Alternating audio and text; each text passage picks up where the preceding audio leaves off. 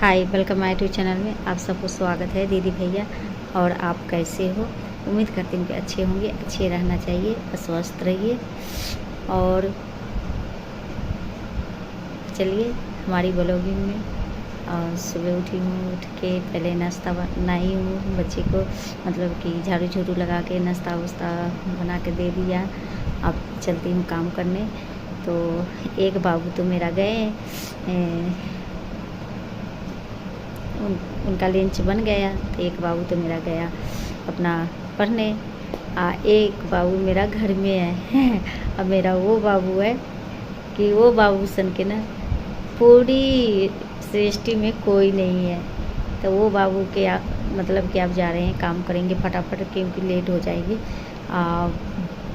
फटाफट आती काम करके फिर नहाना धोना सब, तो फिर उसके बाद स्नान आदि करके हमारे बाबू विश्राम कर रहे हैं। तो उनको उठाना है, फिर उनको भी स्नान आदि करवाना है। तो मेरा बाबू है पूरी सृष्टि से सुंदर, मतलब मेरा लड्डू गोपाल जी। तो बाबू भी है मेरा। अब बड़े हैं जो उनसे बड़े हैं, जो मतलब कि जैसे विष्णु जी हो गए, राधा कृष्ण जी हैं बड़े, जिनका छवि है। तो मेरे माता पिता हो गए। आज वो बिल्कुल छोटे हैं, वो मेरे बाबू है।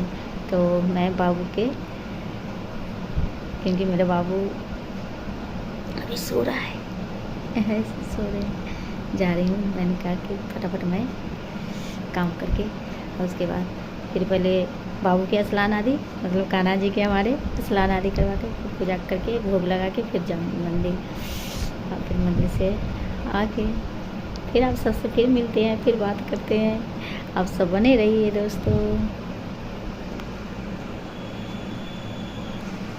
आप सोचेंगे कि आज घूंघट क्यों कर रखी है? कोई है बाहर, मतलब यहाँ पे मैं अंदर वीडियो बना रही हूँ। मैंने कहा कि वीडियो तो डालनी है तो वीडियो बना लूँ, तो इसलिए चुन्नी रख रखी है। कुछ भी कहे, चुन्नी सर पे अच्छी लगती है। लेडीज़ का यही शोभा है, एक भारतीय लेडीज़ का, कि आप सर पे चुन्नी डालते हैं ना, देखिए अलग ही लुक आती है। लगते कि हाँ कि भारतीय है। बाकी तो सारे लंगे बूंगे लंगे फूंगे क्या, मतलब कपड़ा ऐसे ही पहनते हैं। हम भी घर में ऐसा ही कपड़ा पहनते हैं, मतलब कि बगैर चुन्नी के भी सूट डाले हुए रहते हैं। हाँ, वही ससुराल में रहती अगर तो क्या होती, मुझे तो ससुराल में अगर मैं रहती ना, तो उसके बाद क्या होती, हमेशा सर पे पल्लो रखनी पड़ती है ससुराल में। मेरी आदत है, मतलब कि अगर ससुराल में पता नहीं क्या है नाम पड़ा हुआ ससुराल, क्या मैके में पल्लो नीचे और ससुराल में पल्लो ऊपर ऐसे जब हम मतलब कि ससुराल में जाते हैं ना, तो आधे रास्ते में जाओ ना, जैसे पहुंचने ही वाले रहेंगे तो सर आप जो पल्लू है ना वो सर पे चढ़ जाएगा कि कहेगा कि फला के पुतों के देखो ना। अगर थोड़ा भी उल्लंघन कीजिए ना गांव में, कैसे भी रहिए ना, तो गांव के लोग कहेंगे कि देखो ना फला के पुतों के ना, मैंने देखा मतलब कि कितनी बेशर्म है, ऐसी रहती है, मतलब किसी से पर्दा नहीं करती है, नहीं कुछ करती है। तो इसीलिए दोस्तों, तो जब पहुंचने वाले रहते हैं ना, जब ही सर पे पल्लू चढ़ जाते हैं। और पूरी जब तक रहूँगी ना घर में, तो सर पर से पल्लू नहीं हटाती हूँ मैं। और वही कोई ना कोई आते रहते हैं घर पे। और बाहर में तो जैसे मर्जी वैसे रह लो, बगैर चुन्नी के डालो, जैसे मर्जी रह लो। लेकिन कुछ भी कहते हैं ना, यही लोग कहते हैं, पहले के लोग जो थे इसीलिए कहते हैं भारतीय।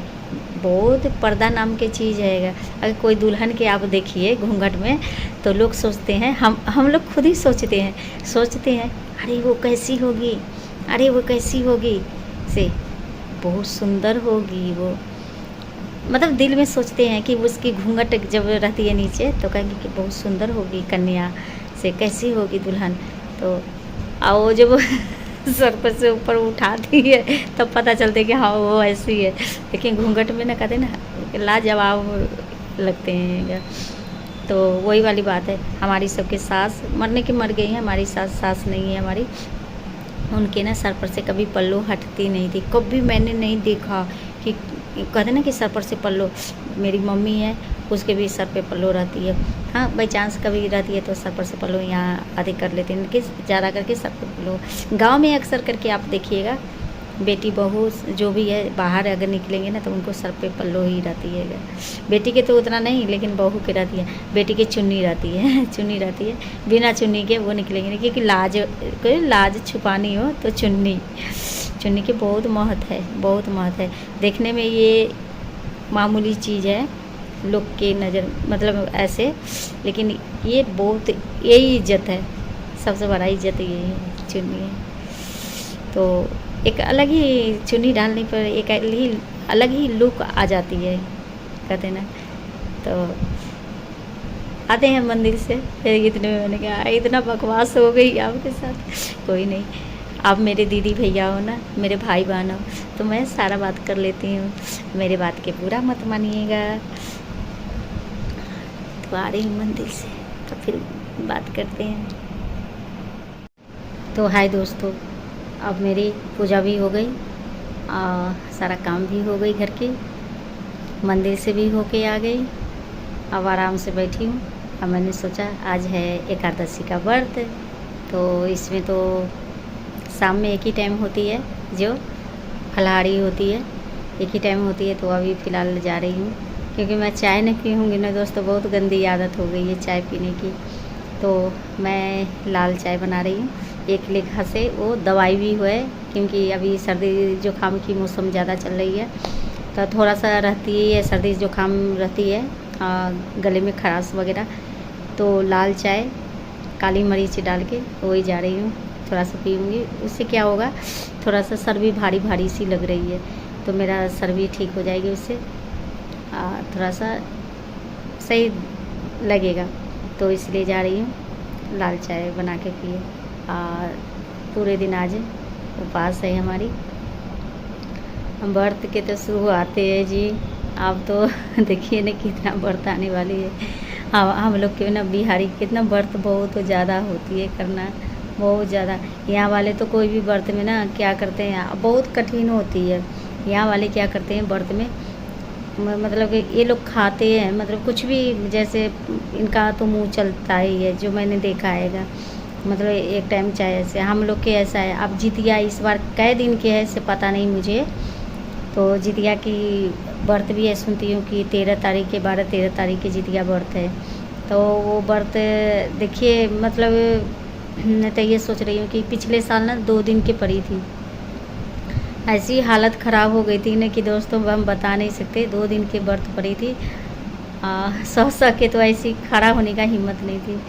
जब भी चलिए हमारे ठाकुर जी सारे बेड़ा पार लगा देंगे। वही है, वो भी व्रत आ रही है। उसके बाद फिर शुरू हो जाएगा नवरात्रि, उसके बाद आएंगे नवरात्रि, तो नवरात्रि में भी व्रत रखनी ही पड़ेगी। तो चलिए आज इतना ही तक। कृपा करके दीदी भैया हमें सपोर्ट कीजिए, मेरे यूट्यूब फैमिली हमें सपोर्ट कीजिए। ठाकुर जी करे आप सब खुश रहे और पीछे हम भी खुश रहे। राधे राधे, राधे कृष्णा जी, राधे कृष्णा।